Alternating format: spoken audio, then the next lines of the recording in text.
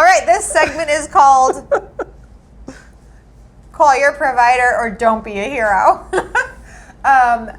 So we're going to give Dr. Dan some examples of symptoms, and he's going to say whether if he would call his doctor or midwife or if he would just write it down. Okay? Let's do Patient calls. She has a severe headache and her vision is blurry. Oh my God, call, but honestly, just make your way to the hospital.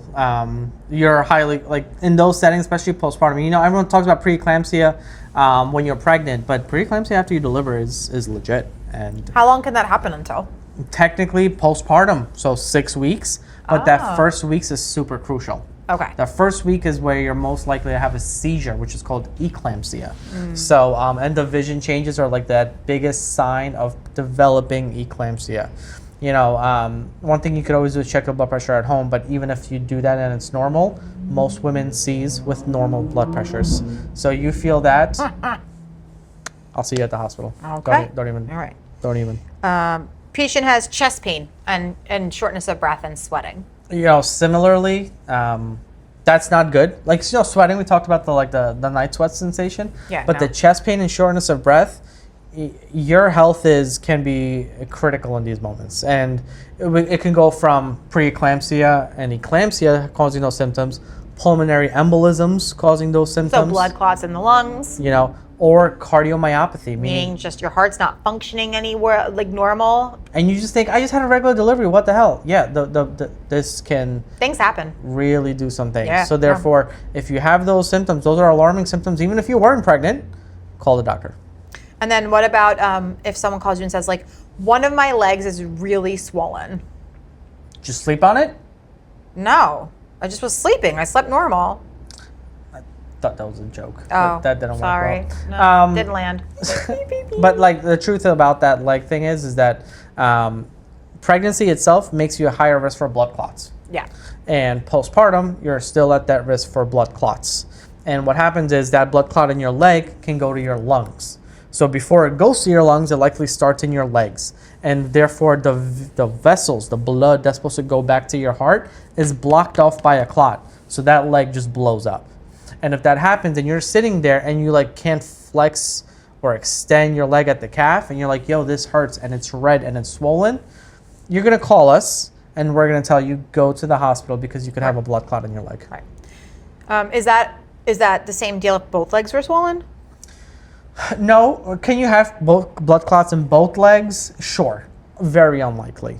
You know, but if both legs are swollen, most of the time, day 2, 3 is like your worst day when your legs are super swollen. Yeah. Right? But if your legs are super swollen and you're short of breath, oh no, that might not just be postpartum. That might be postpartum preeclampsia. That could be your heart failing. So there's a lot of nuances there. So I think it's safer to just call and ask so we could assess all the symptoms rather than just one. All right, so now let's talk about, you know, let's say everything went well and you're at the 6-week visit, that final postpartum check, and you've been seeing your doctor before like once a week, right? And then you're like, you haven't seen them in 6 weeks, and then you're not gonna see them for another year, right? And you're gonna be like, holy hell, what are they gonna talk about at that visit? So most of the time the patient comes in, I'm like, oh my God, how are you? And hopefully you bring the baby because I have not seen the baby, but you're like, I finally got rid of this kid so I could have a moment to myself. Sometimes women, this is the first time they come out of the house and this is like their escape. They went to get a Starbucks coffee and they're living their best life for that 1 hour that they have at the doctor's office. But what are the things that we talk about, right? So first of all, let's talk about, let's say your vaginal repair. Okay. Yep. Right? We do an exam, right? Let's just talk about the physical exam. Sure. Right? We do a breast exam. If you're breastfeeding, not breastfeeding, we need to make sure that everything there has either healed appropriately or the breastfeeding's okay and you don't have any abscesses or nothing there that we need to deal with. And then we take a look down below and say, like, is that fully healed? What does that mean? It's different in each setting. So some people have a fully no stitch is left in the vagina, right? But does that mean that it's going to feel like it's back to normal? No. Actually, you're going to feel like a virgin. Oh my God. Nope, not getting involved with that one. Yeah, no. You're going to feel way drier than you're used to, way tighter in a not a pleasant way, because if you're nursing, especially, it's just the way your hormones are sitting, right? So your body's focusing on feeding your baby. It's not looking to get pregnant, which is why sometimes breastfeeding holds back you from releasing an egg, right? Because your body's like, no way are we doing this right now. Not today. But yeah, so the down below might feel like a new woman, but she may not be ready, for any action just yet. That's and the guy's like sitting bedside, and he's like, "So, Doc, what do you think?" I know. He whispered to me, and Yeah. I'm like, "Doc, what do you think? You think Grounds for immediate fucking divorce is if you get home and they're like, all right, babe, let's do it. No. You could be like, yeah, let's get me some goddamn dinner, rub my feet, and like take this baby away for an hour. And then maybe he'll get second base. Maybe. Yeah, this is your game, girl. You run it. Okay. Yeah, no, sure. I got nothing to say. Clearly, I'm very passionate about this. But I've seen a lot of repairs and I've seen a lot of healing in a sense. But just because you've healed, it does not mean it's going to feel amazing. And and if you want to have sex, great. And I always tell them that, listen, the first time you do, and if the partner's in a room, I kind of address them together. Yeah. And I say like, hey, the first time, just like take it slow. There's nothing wrong with starting with foreplay, because the lubrication is a legit thing. Lots of lube. You're gonna need lots of lube. And even natural lube that a woman normally makes is Let's not pour some enough. extra. Correct. Just squirt, just and lots that of stuff. part that's healed, it's not going to be as stretchy, as pliable, so it's gonna hurt. So for partners, like, take the cues, just be cognizant of that, so because that can also push back healthy sex and healthy relations in general for months. If it hurts you, you don't want to do it again. Correct. So it's a loaded question, but I think that good partners, I think, generally see what the other one's going through, and just be cognizant of those things. So I love having that discussion in the office, because we need to address it directly. Yeah. Again, no shame. Ask about sex. Have that discussion. When can I? Maybe you can't even. Maybe your incision is not healed. Right. And you're breastfeeding, and the estrogen, you need a little support. Sometimes we give estrogen cream or ointment down below just to help with healing. Yeah. That could be a serious thing. And you don't have sex during that time. So that's a fair question. We address sex during that 6-week visit. And that's important. I think that's a good part of the discussion. I will tell you, though, it'll be real fun if you're nursing and you do decide you want to have sex and you're really into it, and you and your partner get it on, and then you have an orgasm, and God bless that, it's a beautiful thing, and you start squirting fucking milk everywhere. Good luck with that. Be aware. Again, sorry, it is a thing. This is no shame, right? We're here to talk about this stuff. Oxytocin releases your letdown. It is a real, you got to warn your man or your woman or whoever's in there with you. Warn that person that, like, when you're running up that hill and you go over, like, they're going to get sprayed with milk, unless you're wearing a bra. Which most likely. You're probably not wearing a bra, but, like, you enjoy that. That is some antibody-filled goodness that you're squirting everywhere. All right, so another big question, which I think is huge, because I think actually not a lot of women ask this. What? Can I exercise?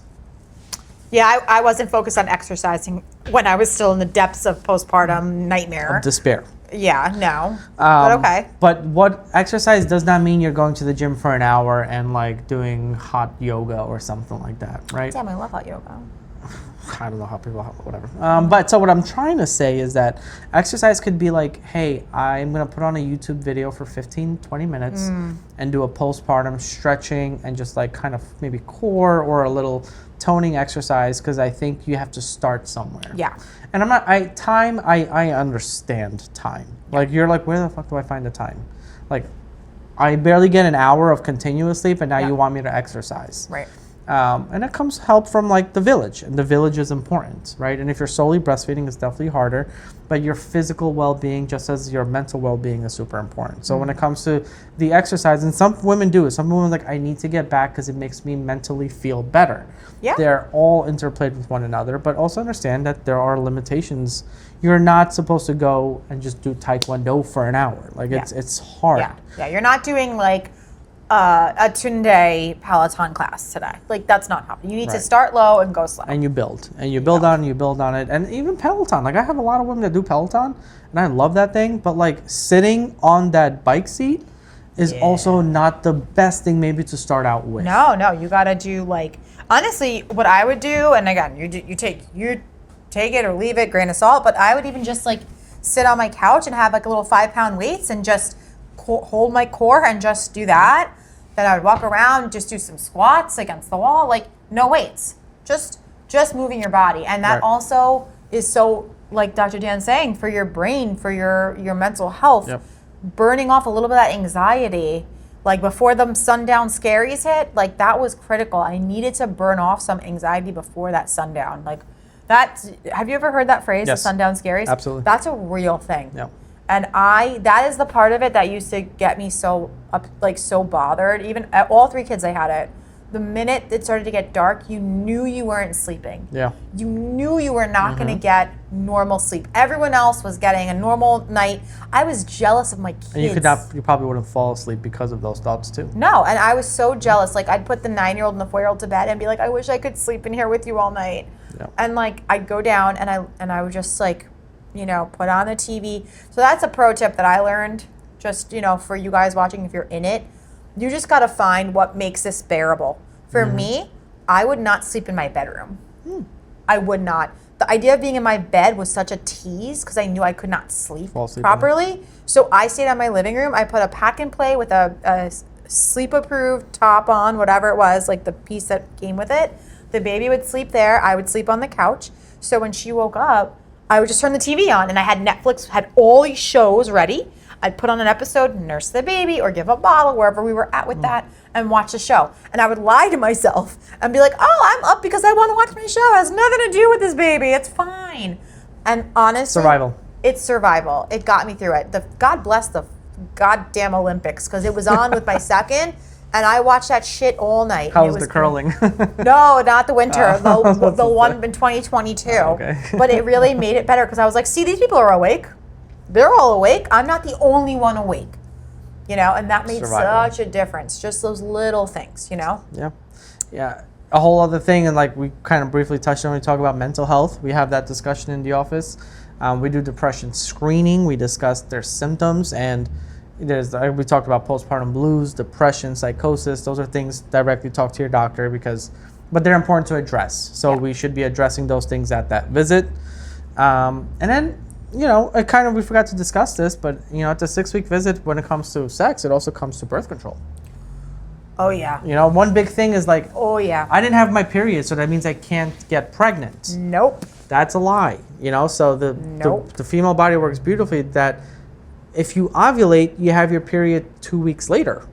So you could have ovulated, just haven't gotten your period yet, and therefore you can get pregnant. Yep. So you might not be thinking about it, right? You might not be thinking of having sex or anything near you at that moment, which is fine too. But we know that probably at some point it'll come. Yeah. And you want to know your options. I screwed up there. You want to know your options. Hopefully you'll come. Well, that's a you might want to beep that out. That's an episode. Yeah. That's a whole episode. That's a good one, though. That should be one of the. Hopefully you will come. Yep. Okay, so let's focus back. Okay, birth control. Yeah. So a couple big facts in general. Like if you're breastfeeding, you can't have birth control with estrogen. Estrogen kills your milk supply.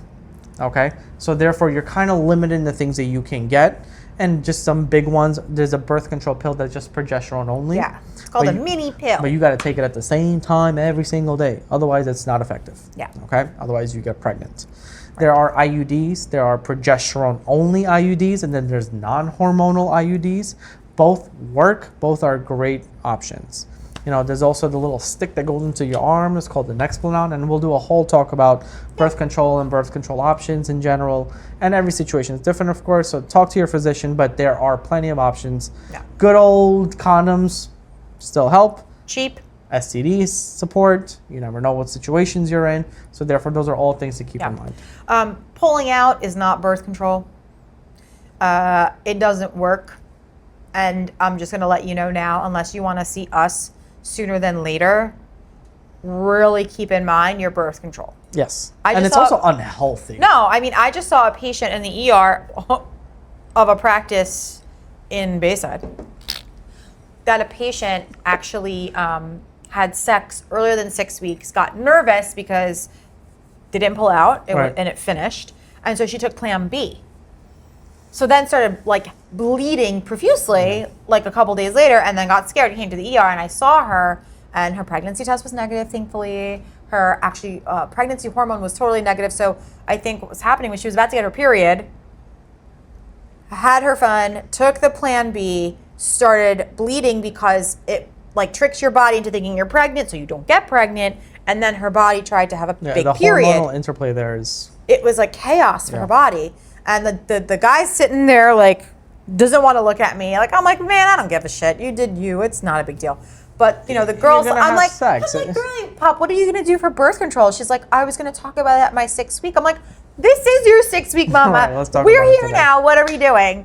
In the middle of the ER hallway. So just be smart. You know, like I get it. The mood is there, but like kind of just be aware of what you're doing. You know. And there's having short interval pregnancies. You might hear that terminology with your physicians. Meaning getting knocked up really quickly.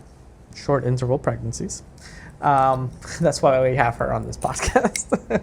But especially like in regards to C-sections and vaginal deliveries, you know, your next pregnancy might be hurtful on your body, might be hurtful on that baby, have smaller babies, have preeclampsia, have preterm births. There's actually there's a lot of risks with that. Now listen, I'm not going to knock you. You're a lady who had a baby at 40 and you're like, I don't have a lot of time, or you don't think you have a lot of time and you want to get on that horse again. I'm not going to, but really still, like, you at need least, to give it that time to heal. The technical medical recommendation is a year and a half. Really? Yeah. It was a year. I know, but it's a lot. I think so, but that's the technical. Wow. For C-sections, you know, I usually say just at least a year, because that's a scar that needs to heal on the uterus. Yes. You know, for vaginal deliveries, that's again, a non-negotiable. They do say a year, like, but on realistic terms, I say, okay, at least 6 months, like, but I still recommend that year, because your body needs to heal, but also you also need to be ready yourself. Yeah. So there's a lot of interplay there, but like, talk to your physicians, talk to your partner, and make the right decision for yourself. And then we were talking earlier about things that come up in postpartum that you're maybe not anticipating. So like, I got mastitis for the first time, this 3rd child. Mm-hmm. That was wild. I, for years, always kind of scoffed at people who complained about that, because I thought it was like, fever and your boob is inflamed. Like, okay. Like, take some antibiotic. Like, I pictured it like a strep throat. You know, like, oh, your throat hurts a lot. I get it. You have a fever. You take some antibiotics. You're fine. Yo. It hurts. That was, no, not even just hurts. It's amazing how rapidly you decline. Yeah, that's true. Like, I was fine all day. You could get septic. Yo, I thought I was septic. You could get septic. I was texting my doctor, like, do I need to come to the hospital? I think I'm dying. Right. And she was like, let's just try to stave that off. But it's 9 a.m. I'm just like, I'm very tired today, but like, I haven't slept in months, so whatever. Normal. And then by 8 p.m., I'm like, I'm really cold. Is anyone else really cold? And everyone else in my house is like, no. And I'm like, right, it's fine. I think I need the chills. I looked in the mirror. I had a dime-sized red spot on one boob. I'm like, oh, okay, whatever. Maybe I'm getting mastitis. I know that I have to keep nursing. I know to put cool compresses. Like, I know all of those things, so I'm doing it. Thankfully, I called my doctor and told her what was up. And she was like, listen, I'm going to send you a script for the antibiotic. Fill it, have it, just in case. Right. I go, I get it, I come home. Move. By 10 o'clock at night, I have full body Rigors. For those who don't know what a rigor is, you've had it, you just don't realize what it's called. When you're like trembling uncontrollably from a high fever, the pain in my hips, my legs, my body, like systemic, the migraine I had, I thought I was gonna throw up. I was curled up in a ball, and I was like, I must have an abscess. I must be dying, because this is horrific. And that's another complication of just mastitis. Like, you could develop an abscess. How fast I felt like shit. Yeah. And I started the antibiotic, and my fever didn't break for like 48 hours with the antibiotic every like 6 hours. So like, now I know better. I don't knock that. That is a crazy experience. And it's more common than you think. Yeah. It's more common. And mastitis is it goes from like breastfeeding to like the clogged duct, and then to the mastitis, and then to the abscess, and then to the sepsis. Yeah. Well, and that range of stuff is so fluid. But also what I think is it's a new way of thinking about it. was I always thought a clogged duct was like milk got clogged, like a it feels like a pea is in your boob, like a little the vegetable a pea, but it's actually that like not that there's a pea in the milk duct, but that the tissue, the boob tissue around where the milk goes, is squeezing it tight, and so the tissue, the fat tissue in your boob, is squeezing tight all these little spots that send milk to the nipple, and so that's what is holds it clogged. Correct. And so that's where that pain comes from, and all this. I would not wish that on my worst enemy. That was crazy. So again, lots of stuff happens. And that's your 6-week semester. visit. You know, sometimes it's like 2 seconds. Great, but make sure you get through those things. Yeah. Because. And 6 weeks to me is not even the halfway, but that 12 weeks is where you start to feel like a human being again. And two things can be true, right? You can love your baby and have wanted this thing more than anything you've ever wanted in your life. And also hate the first 12 weeks after you've given birth. Like my sister is going to be a beautiful, if she ever chooses to embark, newborn mom. Like that's just her, she's a type B, she relax, she's chill, she takes a nap holding the baby, she doesn't care. Me, I'm too type A for that newborn period. I told you the first year of life, it was hard. Yeah, man, you don't. First year of life, there's always something new, right? Like then you get out of the 12-week nightmare, your bleeding stop, your boobs are regulated, or you're not nursing at all until your boobs are normal, and your body feels like your own again. You might actually want to have sex. You might actually like your partner again and not resent them. And then the baby has a sleep regression. Or then they start to teeth. You have to go back to work. Or you're going back to work, and it just every time you think you got that rhythm. You have to find a babysitter that you think is not going to kill your child. Yeah. Oh. Then you got to worry about, like, you got a monitor, but, like, is some hacker going to hack into the fucking monitor and talk to your kids? Which I'm like, you know what? Do it, bro. Do it. Who are you going to talk to? Me? And then the kid gets his first sickness. That one. Damn. That one. That's a topic. That's another. Basically, I wish I could say it gets better, but I think as older parents than me or whatever say bigger kids, bigger problems. But the satisfaction. Let's summarize. And the enjoyment also improves. Like when your baby can smile at you. Hell yeah. And recognizes you and sees you, and it's like it's worth it. And when that baby says your name and says I love you, and they mean it, it's worth it. And they mean it. They're not just parroting stuff like banana, doggy, love, you know. But it is completely normal to feel like that first 12 weeks of postpartum is not a postpartum bliss. It is completely normal to feel that way. We get it. Find your tribe.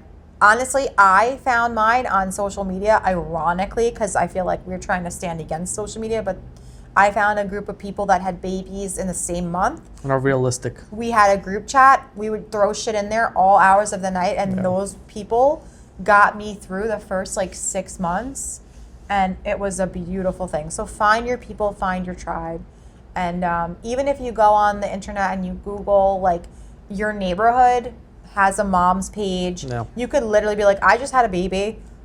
I just moved here, or I just don't have anyone around me that had a baby. Is anyone free for a walk today or coffee? Yeah. And you will be shocked how many people will respond. Yep. You are not alone. You are not in this by yourself. Even if your partner cannot fully empathize with what you're going through, you are in it with them, and you just gotta survive the beginning, and then it gets so much better. And I gotta say, I always think about this at the end of the day, and random thought, I give so much respect to the single moms out there. Yeah, man. I don't know. You single women are fucking nice. I think I'm a great partner, but I can only imagine doing this by yourself, or single dad, whatever the situation. Yeah. But it's just. Yeah. God bless you all. Yeah, man. Well, so that is your. That's the take. That is your simple triage to labor to delivery to postpartum to now your kids going to college experience. Yeah. Fun. Yeah, like Moira Rose said. Oh, rest in peace. In Schitt's Creek, which is my favorite shows.